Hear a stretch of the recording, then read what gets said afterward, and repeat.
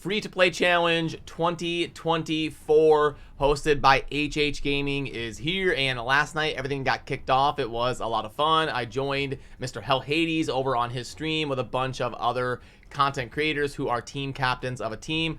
I am team captain of the Fateless team, so I'm not with other raid creators. I'm with some of the guys who work over in the Fateless team, like the game director and game designer and some different people over there involved with the Fateless project. We've got a little squad going on for the free-to-play competition.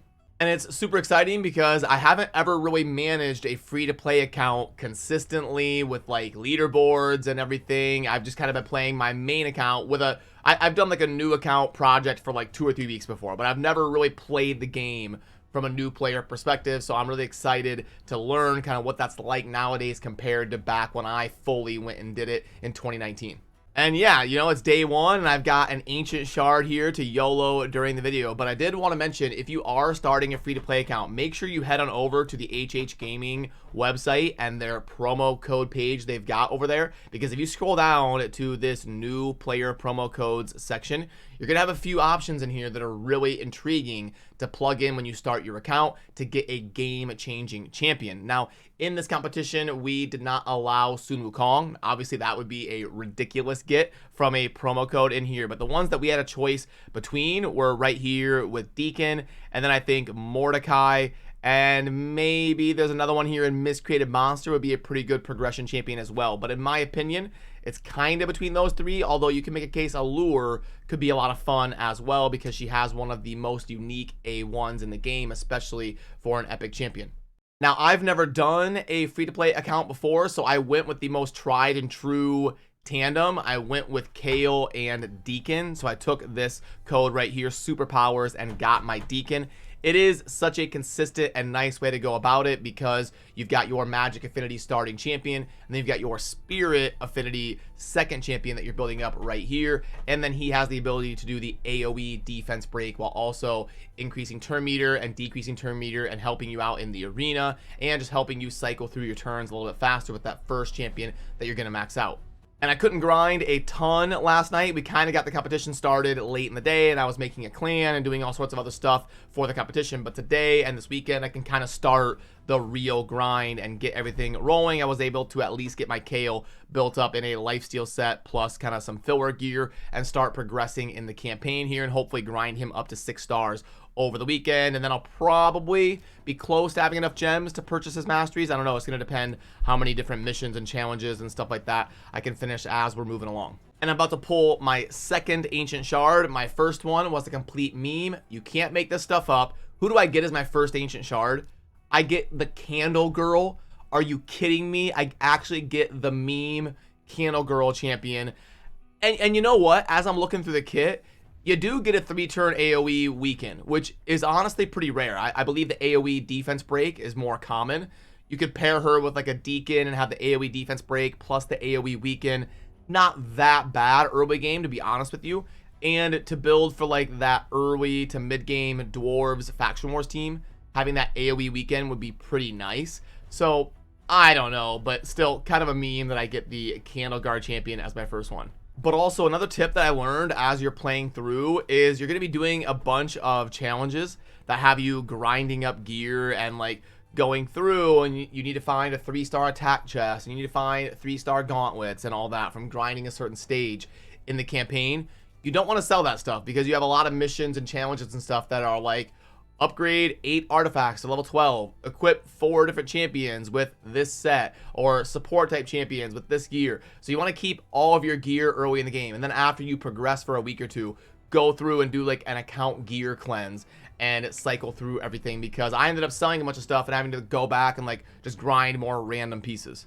And then just really quickly to show you how the draft went, it was a lot of fun. It was a super hype stream over on the Hell Hades channel. Lots of people watching. Appreciate everybody in the community always showing support to the raid creators and all the stuff going on with raid. Definitely hands down the best community I've ever been a part of, and I've been a part of a lot of communities over the last 20 years. So number one, the first thing that stands out to me is Hell Hades has got to let me help him with the spreadsheets. We got to make this more fancy. We got to get color coding on there. We got to get a header. We got to get some bold text, some headers.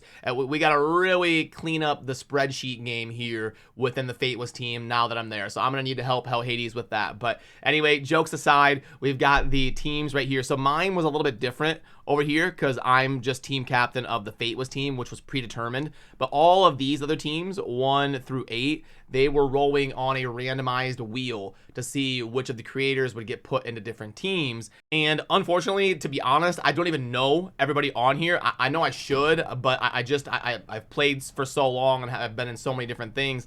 I don't have time to cruise through YouTube and see who are all the 75 different content creators. So some people I don't recognize, but it's really interesting to see how this played out because you've got Hell Hades just blatantly rigging the competition. I mean, the first roll, we get Hell Hades and Saphira right out the gate. I mean, what are the odds of that? Now, I'm kidding. It wasn't rigged. They were spinning the wheel live, but we were all giving him a hard time because the first person he got on his team was Saphira, which is pretty funny. But yeah, I'd say it went pretty well. You've got a pretty good blend of all the different like ones that I know the most. There isn't any team that ended up with like 5 or 6 people I know. And part of that was probably because most of the ones I've worked with over the years ended up being team captains and kind of spreading themselves out, like Scratch and Cold Brew and Deadwood and all the people I've worked with the most ended up kind of spreading out as team captains, and then we filtered in the drawing of who would get placed after that. And there really isn't one team that stands out to me as like a far and away favorite or anything. Like there isn't one team where I'm like, oh my goodness, I recognize 6 of these people and they're insane players. So I think it's going to be a pretty solid competition. Most teams have 2 or 3 people I recognize, and I recognize half the people, and then half the people I haven't stumbled across their channel yet. But that's one of the exciting things about something like this is I'm going to get to meet a lot more people in the community, and we're going to get introduced to a lot more opinions and a lot more content out there. And then also, real quick, one thing everybody asks about, I saw in the comments and during the live stream and everything, is where is Ash? And Ash was absolutely invited. I mean, Ash is in the Fateless team. Ash is a good friend of ours, and he was traveling this weekend, so I was actually texting him on his cell phone and trying to get him to play in the free-to-play competition. I was like, come on, bro, you gotta do it. It'll be so much fun, and you can get good content out of it, and it'll be a really good time with all of your friends. And he would love to. Ash was like, dude, he actually thought about it for a little bit. I almost convinced him. He was like, I would love to. I just can't commit to it. I've got too many things going on. And Ash is a super busy businessman who's running AMG. He's on a flight every 7 to 10 days. He's off doing things and running a business and trying his best to be a part of the raid community as much as he can. But doing something like this, it just wasn't in the cards for him at this moment. But obviously Ash was invited, and we would love if he had the time to participate. So I wanted to clear that up because it's something I see come up all the time in the comment section and people wondering like, where is Ash? But okay, moment of truth. Let's pull this ancient shard and hopefully we can get something worthwhile and at least get a rare that's usable. Give me an apothecary or a frozen banshee or one of the decent non-void rares. And then if I get an epic or something, that would obviously be amazing. But come on, give me a good YOLO to start the account. Here we go, and it's not gonna cut it. What do we have here? An A1? Come on, A1 attack 1 enemy. Really? That's your A1? 1 enemy 2 times. Decreased defense at least on a 3-turn cooldown, but way too low of a chance there for an ability that's on a cooldown. And a shield and a champion, the value that, yeah, what a meme of a champion here. So, okay, I guess I got a 3-star chicken. And we actually aren't allowed to use legendaries that we summon for this competition. I know last year when they hosted the free-to-play competition at the beginning of 2023, Raid was doing some sort of thing where certain accounts were able to get like a guaranteed legendary within their first 5 ancient shards. So people were pulling like Elva and these super game-changing legendaries early in the account. And what it ended up doing was allowing certain people to just scale ridiculously faster than other people. I mean, if you pull someone like Elva early in the game, that is just a complete account changer. But in this competition, we're not allowed to use legendaries that we summon. We can only use legendaries that are acquirable for everybody. Like if it's a login champion like we've got going on right now, this will be super game changing to get Rathalos here. Like during the middle of next week, adding him to the account when you're a new player is going to be insanely impactful because he really does everything. Because if I pull him up here, you've got the decreased defense here on the A1. It can't be resisted, so you just get that constant defense down on the bosses there with the A1. Pretty consistent chance there. Probably not going to be able to fully max it out on a free-to-play account for a while, but it is a very nice A1 to have at your disposal early game. Then you've also got a lot of damage right here on the A2, and then we get increased crit damage and increased speed. It's always important to have an increased speed champion on your team. Very impactful there. And then you can also inflict more under HP burn. Would have made